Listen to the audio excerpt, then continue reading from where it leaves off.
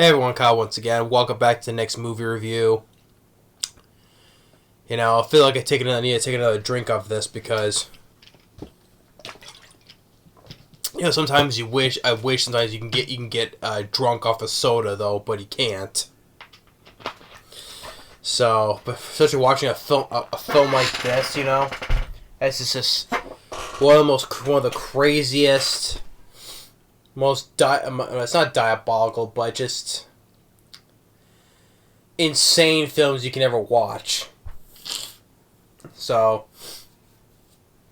I mean, there are things I do commend it for, though, but overall, do I need to see any of this? No. Because if you do, I could watch this on Pornhub and stuff, you can find this online on stuff like that, But as a theater girl, at least moviegoers want to see something like this? No, they don't. So, but the film I review, which I was saying when I did this on my DVD update, but I'm like, why was this made? So the film we'll talk about is the 1979 film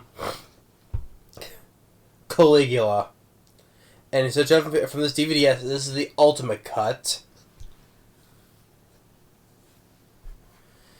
And, man, Caligula from 1979, and for a film like this, it has a decent cast, and it stars Malcolm McDowell, and you got Helen Mirren, and then you got Peter O'Toole. But a film like this, it's gonna be hard to describe, because that's not hard to describe it, because this film has developed. People have seen this film and how crazy this film is. That's why this film has developed a cult following over the years, right? And this film premiered at the 2023 Cannes Film Festival. I mean, people really look forward to. People really like to see a big epic porno film. Okay, that's to each their own, Sorry. It was a little runny today. Sorry about that. Probably because watching this film made my nose running, because I did not need to see any of this exploitation or debauchery, whatever that term was, But, okay. This film, like I said, I do commend it, though, for a couple of things, okay? First of all, they try to make this big, epic film about sort of a rise of a Roman Empire, and eventually it descends into madness and falls. Take all that, but exploit it as basically as a porno movie, though, the mixture of it. A porno film with this big epic budget, at the time it was.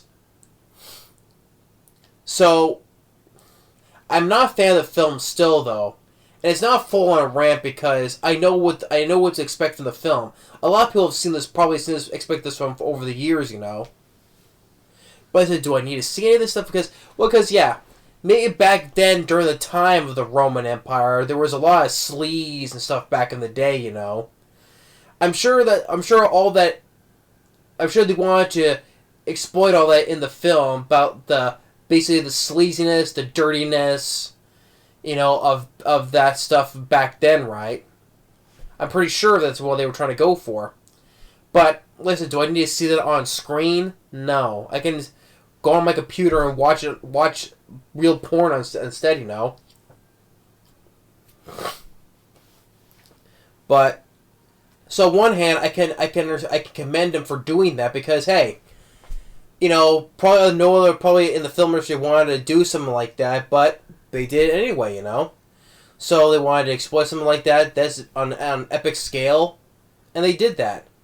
So I do kind of commend it. That's why I said before, it's like an interesting failure of a film, Like with Showgirls. I call that film an interesting failure. Same with this film. It's interesting as a failure, because I'm sure, like I said, it sure is more positive today, but back then they got ridiculed by critics, I know the late Roger Ebert, he gave this film 0 out of 0 stars. You know, a lot of people hated that film back then, even Roger Ebert.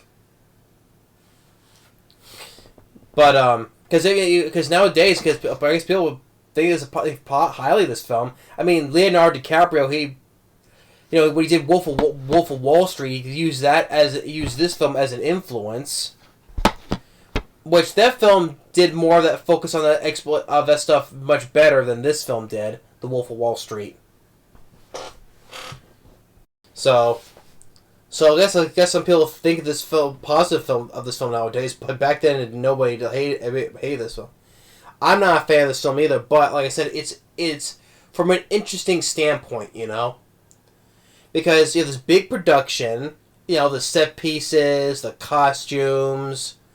You know, it all looks pretty like a big epic film, you know? And I do commend him about making this big, huge production scale and costume stuff. I mean, even some of the stuff like... Sorry, excuse me here. Sorry about that. I had to blow my nose because my nose keeps on running. It's gonna bug me through this whole review. You want to see me keep on wiping my nose, you know, so I had to blow it really quick, so... And I didn't want to see that, so. But anyway, what I was getting at, you know, this big, huge, epic budget of this epic scale of the production sets and the costumes and stuff like that. So it makes it like it's interesting in that way, right? And so, and then, but what Troy would do the thing is that the plot is there really isn't that much of a plot. There is, it gets overshadowed by the exploitation of debauchery or all these sex scenes, you know, and stuff like that. You know, all gets overshadowed in whatever plot there is, right? I mean, basically, you know, the whole if there is a plot, but Malcolm McDowell, he's the titular character Caligula. I think it's his uncle, I think it is, who's the emperor, the current empire, played by Peter O'Toole. And to me, he looks pretty much out of it, you know. I mean, maybe that's the whole point, though, but I mean, he looks freaking diseased and stuff, you know, and on the other side on his face. I mean, it looks like he looks out of it, like his mind is gone. I mean, I think that's pretty much the whole point, because that's one thing, the same thing with Malcolm McDowell, because when he becomes emperor, you know, the overwhelming power of being an emperor, it just makes him go crazy, losing his mind, you know, that's pretty much the same thing. I think it was doing to Peter O'Toole. But the whole exploitation of all the graphicness, you know, I mean, there's the pool, and there's all these naked people in the pool, I mean... You see everything. You literally see everything in this film, you know? I mean, jeez, it's just like... I mean, you literally see everything, like, see not only just tits, but you see pussies, hairy ones, even to be exact, you know? Dicks and everywhere, you know? Just like... Boy, oh boy, you know? This is some crazy shit, you know. It is probably one of the most craziest films that you can ever see, you know. Let alone the sleaziest. And eventually, Peter O'Toole passes. That is when Malcolm McDowell becomes the new emperor with the help of this guy. Or friend of his. Especially that's another thing, you know. With Malcolm McDowell's character, he's also in love with his sister, so you get incest in there. And they become lovers, and I do think that I commend Malcolm McDowell for his acting, because he probably knows what he's getting himself into, acting all crazy and stuff. I mean, Malcolm McDowell, I mean, he was in crazy stuff like he was in from Stanley Kubrick's A Clockwork Orange. I mean, of course, he's been acted in other films too as well. I mean, from Cat People, of course, like I said before. Star Trek Generations, he was the villain of Soren, you know, which I really enjoy that line he says to Captain Picard. Timing is the fire which we burn. That was a good line. And of course, starring in thing is his shitty Loomis and Rob Zombie's Halloween, so. But I don't hate Malcolm McDowell though. He's not the. I mean, there are actors in there are much worse than him though. I don't. He's acted in other good stuff too though. Like I said, I think he was a good villain in Star Trek Generations. As Soren, I have an appointment with eternity, and I don't want to be late.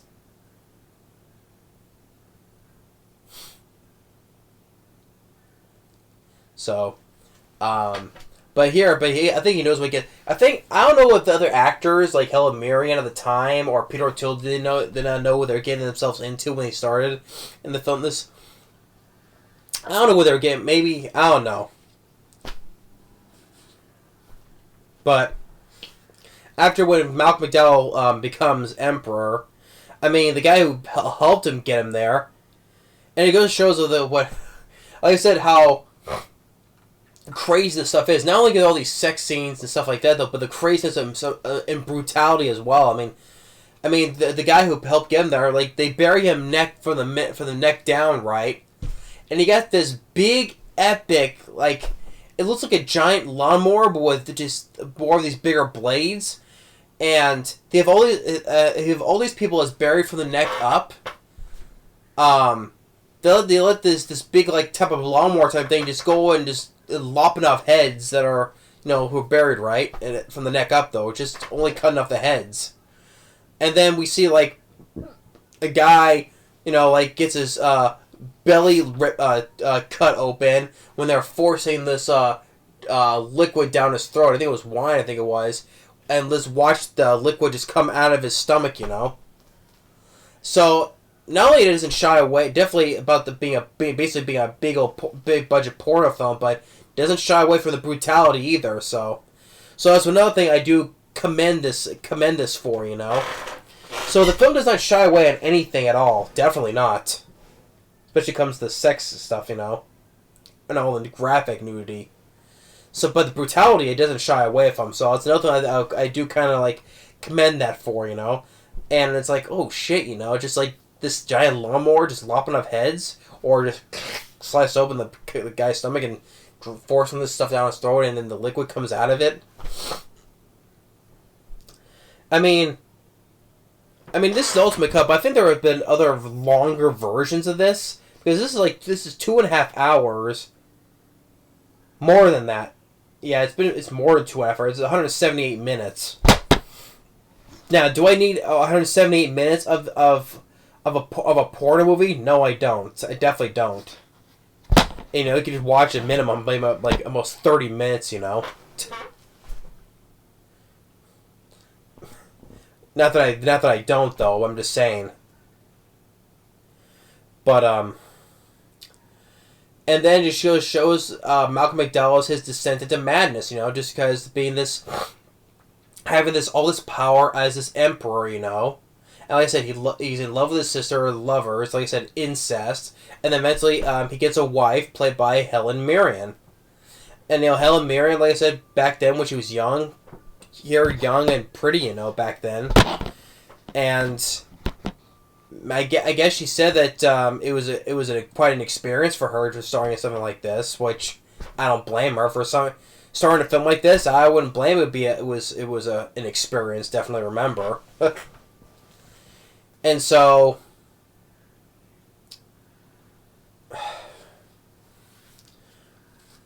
I mean, there's just so much craziness that just happens, and so much like exploitation of this debauchery and stuff like that. I mean, there's all of this like. I mean, there was a point later on. I mean, there's a lesbian scene, and then there's, like I said, and or even the point where, well, listen, I did not need to see this, but for like this, it's like okay. I mean, there was a point. There was this virgin woman, which Malcolm McDowell rapes. Which shows well, because not only that, he's a scumbag. So, and the guy who wiped that woman, he gets him naked, so we see everything. He puts this stuff. Like I said, just give me another second here.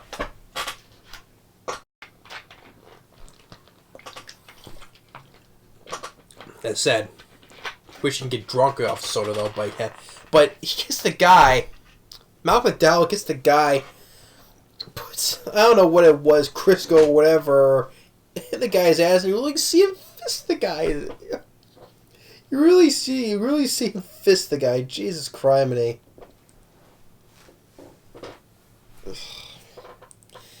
Like I said, do we not need to see any of this stuff? No, we don't. But like I said, you don't see a film like this nowadays, so I guess, like I said, it is interesting. Like I said, it's interesting in this way because you don't see a film like this nowadays. It's probably the only time of this epic scale does stuff like this. Especially, it's... My God, man. And then more craziness shit that happens. Like I said, there's not much of a plot to follow because it probably isn't a plot. I mean, we see Malcolm McDowell in bed with a horse, and then... we see him, like, there was this, like, dance they do with the thumbs, you know? I'm like, no, this isn't you're not doing a dance with your thumbs saying, hey, good job, you know? Or, no way where Fonzie, you know, Fonzie saying, hey, you know? He'd probably beat the shit out of him because, you know, because you piss off Fonzie, he'll beat you, you know? But, I don't know what this whole thing with the thumbs, dancing with the thumbs are, you know? What else is there? I mean...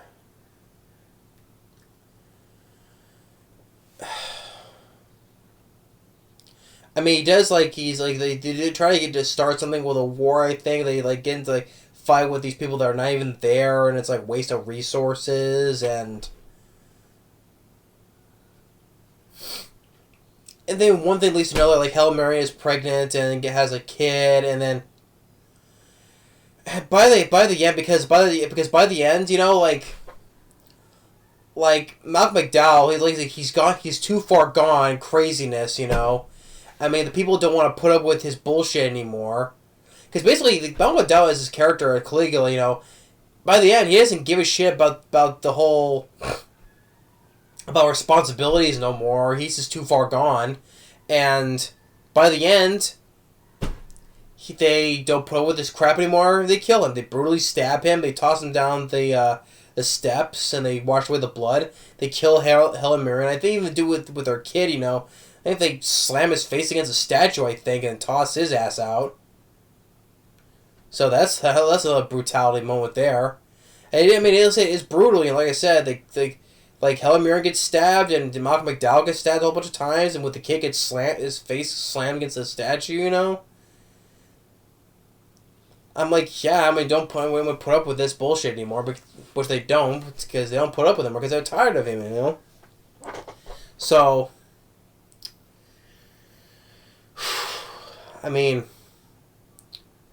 so much of this, like, I commend the actors, Michael McDowell and Helen Mirren, for doing such craziness like this, you know. I mean, for like I said, it was interesting as a failure to watch because they say you're watching a big epic film with this grand scale, this budget, at the time it was, like all these big set pieces and like I said, the costumes and stuff, but we try, and like the big mechanical lawnmower type thing, you know, interesting to see that. Like, okay, the brutality is all done for practical, which I do appreciate, and the brutality as well. But like I said, all that stuff gets completely overshadowed with all this, every sex scene, you know, and just, man, it's just.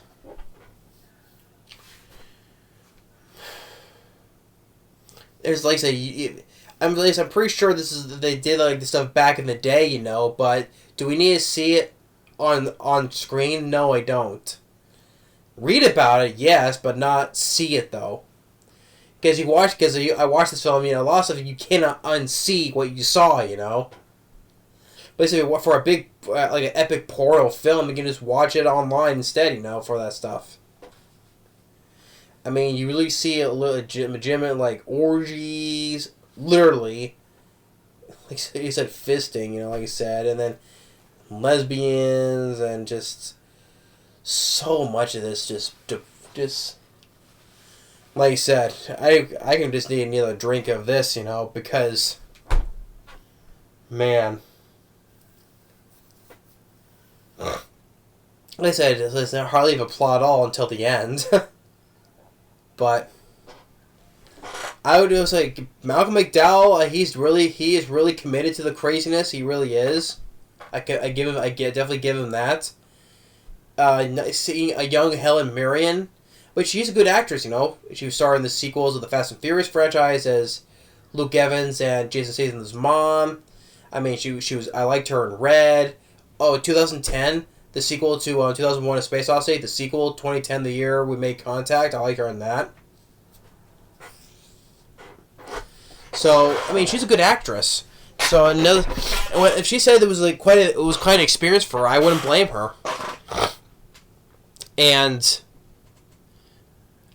I think Francis Ford Coppola, which I mentioned about Megalopolis, my top worst of 2024. I think Francis Ford Coppola's Megalopolis, which I hated though, I think that was influenced as well.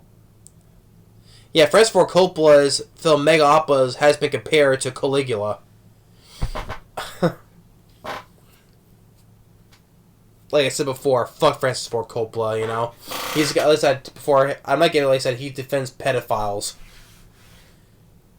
Even I'm not big on. I'm not a fan of this film. I would probably still say it's better than Megalopolis because Megalopolis was too confusing for me, complicated, and convoluted. I mean, waste of a cast. Shia LaBeouf getting shot in the ass by Jon Voight.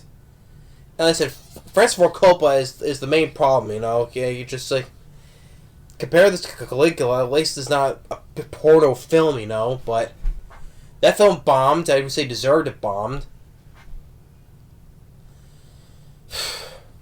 But as funny as I said, I'm not a fan of this film, but I would say this is much better. It's more interesting than Megalopolis.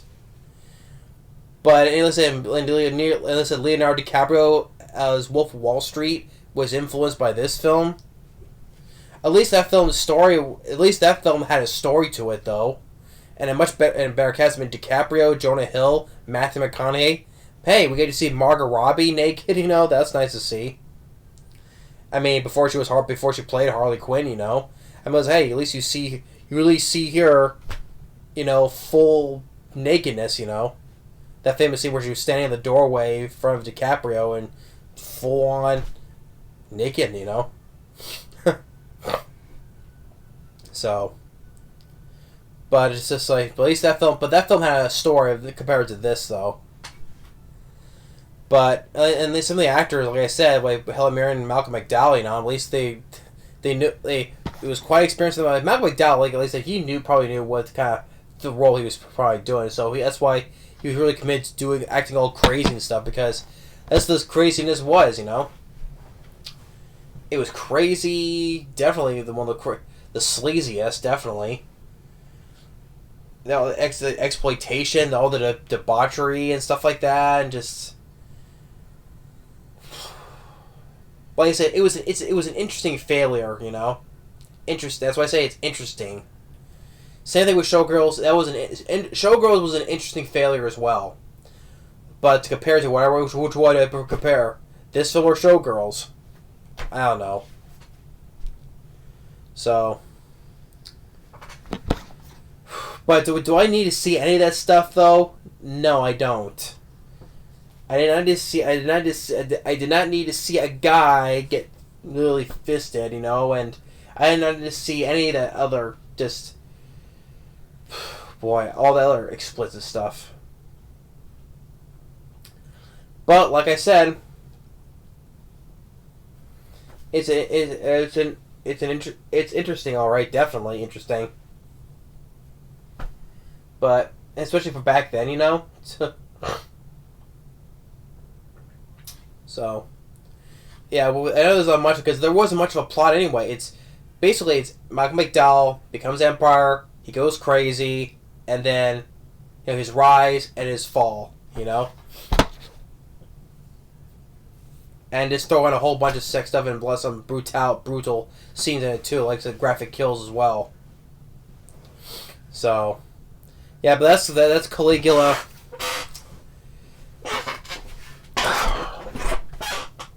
Like I said, I call it as an interesting failure, you know.